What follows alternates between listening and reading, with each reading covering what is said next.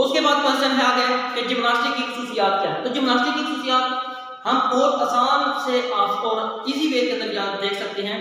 मेरी पहली वीडियो जो कि आपको प्लेलिस्ट में मिल जाएगी, वहां से आप देख सकते हैं, जिसके अंदर मैंने तालीम जिस्मानी की तारीफ, डेफिनेशन, उसकी अहमियत वगैरह को डिटेल से एक्सप्लेन किया है। उसमें मैंने जो हेडिंग्स इस्तेमाल की हैं तालीम जिस्मानी की अहमियत के अंदर, अगर आप वही हेडिंग्स याद कर लेते हैं और उन्हीं हेडिंग्स को आप जिम्नास्टिक की अहमियत के साथ मर्ज कर लेते हैं तो भी आपका क्वेश्चन ठीक हो सकता है।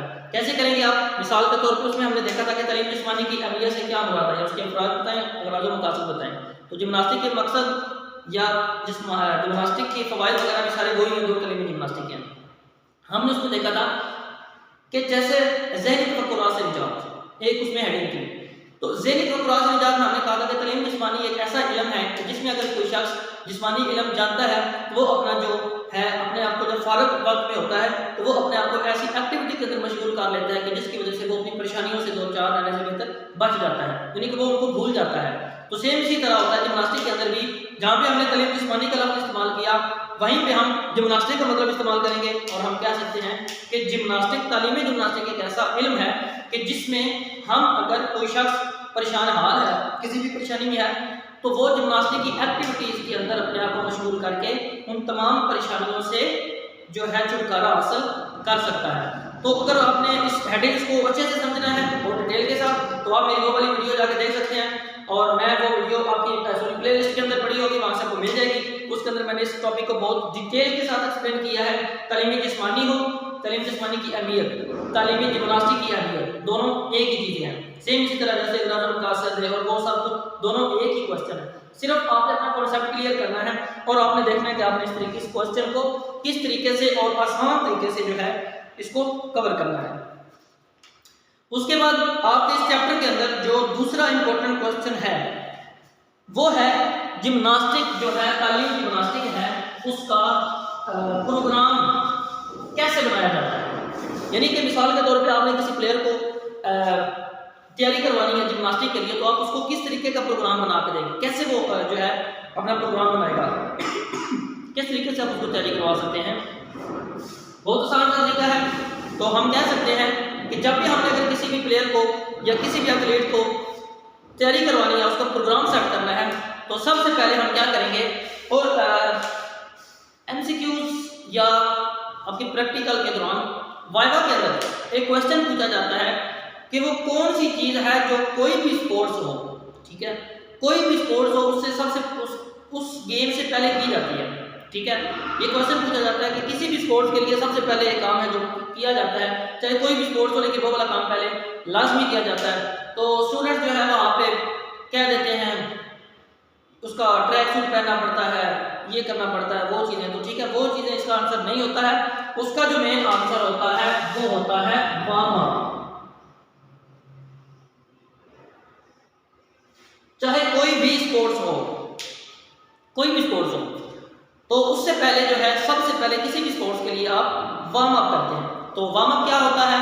वार्म अप का मतलब होता है कि अपने जॉइंट्स को स्ट्रेच करना, ठीक है। आप कोई भी काम करने लगे हैं, कोई भी स्पोर्ट्स खेलने लगे हैं, तो सबसे पहले आप अपने जो जॉइंट्स होते हैं उनको आप वार्म अप करते हो। वार्म अप का मतलब क्या, उनकी रेंज ऑफ मोशन को थोड़ा बढ़ाते हैं ताकि आपने कोई भी एक्सरसाइज एक्टिविटी करनी है जिसमें आपको दुश्वारी ना हो, आपको इंजरी ना हो। तो वार्म अप का फायदा ये होता है कि वार्म अप करने से आप बहुत सी इंजरीज से बच जाते हैं। ये आपको बहुत सारी इंजरी से बचा लेती है, ठीक है। जैसा कि एक फुटबॉलर है तो उसका टखना एंकल जॉइंट है, वहाँ पे अक्सर है तो उनको एचएलिस टेंडन का एक इंजरी होती है मोस्टली, तो उसको वो उससे बचने के लिए क्या करें, उनको बहुत अच्छे तरीके से जो है वार्म अप करवाया जाता है ताकि उनको वो उस इंजरी से बचाया जा सके। तो सेम इसी तरह से हम जब भी कोई एक्टिविटी करवाते हैं जिम्नास्टिक के अंदर, तो सबसे पहले हम एक अच्छा वार्म अप करवाते हैं। तो वार्म अप हो गया हमारा।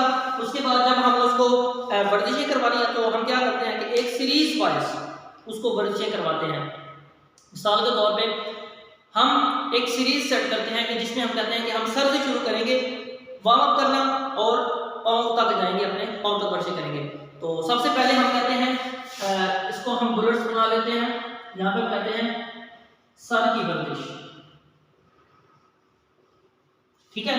तो सर की वर्जिश क्या है? सर की वर्जिश है कि सीधे खड़े हो जाए, बिल्कुल ऐसे सीधे, पाँव थोड़े जोड़ के। तो आपने क्या करना है, अपने सर को लेफ्ट राइट, ठीक है, आराम से, लेफ्ट राइट अप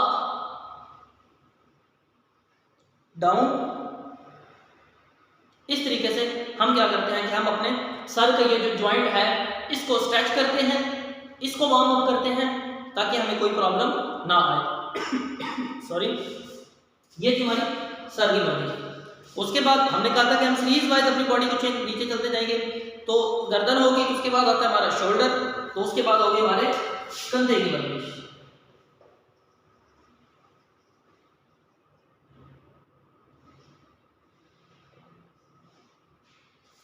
कंधे की वर्जिश कैसे होगी?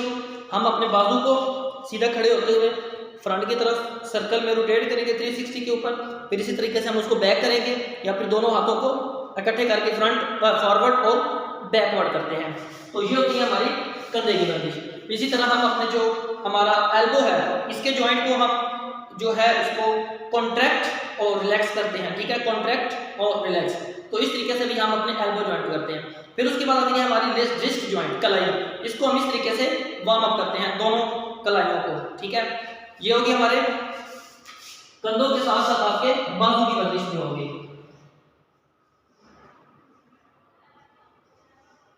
ठीक हो गया।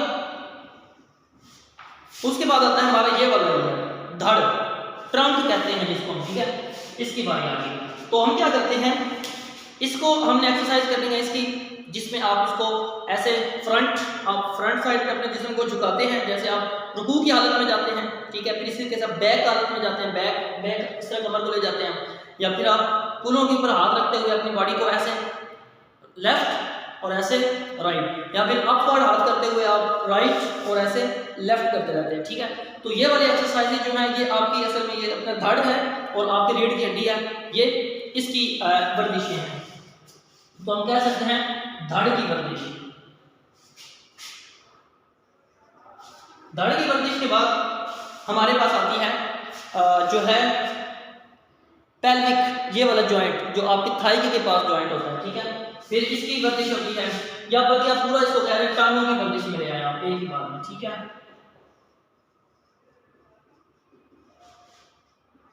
ठीक हो गया। तो टांगों की वर्जिश, और आखिर में जाके आप करवाएंगे पांव की वर्जिश।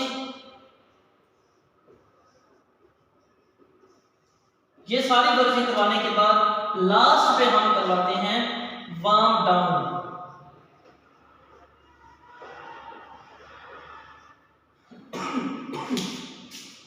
वार्म डाउन का मकसद क्या होता है कि जब हमने कोई भी एक्टिविटी करनी थी तो हम अपने जिस्म को वार्म अप किया था, ठीक है। फिर हमने क्या किया, उसको नॉर्मल टेम्परेचर पे लाने के लिए हम उसको लिटिल थोड़ी सी नॉर्मल सी एक्सरसाइज करवाते हैं, जिसकी वजह से हमारा जिस्म जो है वो एक लेवल पर आके मेंटेन हो जाता है, और हमको वो ये नहीं है कि हम जल्दी जल्दी रनिंग करते हुए और हम आके खड़े हो गए या बैठ गए, वो वाली प्रॉब्लम का क्रिएट करता है। उससे बचने के लिए हम अपने जिस्म को वार्म अप करते हैं, ठीक है।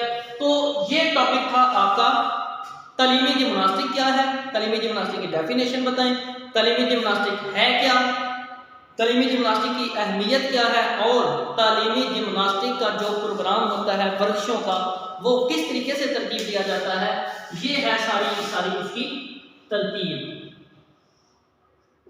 ठीक हो गया, तालीमी जिम्नास्टिक की तरतीब। उम्मीद है आप लोगों को इस टॉपिक की बहुत अच्छे से समझ आ चुकी होगी। अगर आप लोगों ने मेरे चैनल को सब्सक्राइब नहीं किया तो आप मेरे चैनल को सब्सक्राइब करें और बेल आइकॉन प्रेस कर दें ताकि मेरे आने वाली हर वीडियो आप तक पहुंच सके। और अगर आपको किसी में कोई प्रॉब्लम आ रही है या इससे हट के कोई और टॉपिक है जो आपको परेशान कर रहा है तो आप वो कमेंट बॉक्स में लिख सकते हैं, और मैं इंशाल्लाह बहुत जल्द उसकी वीडियो बनाकर आप लोगों के साथ शेयर कर दूंगा।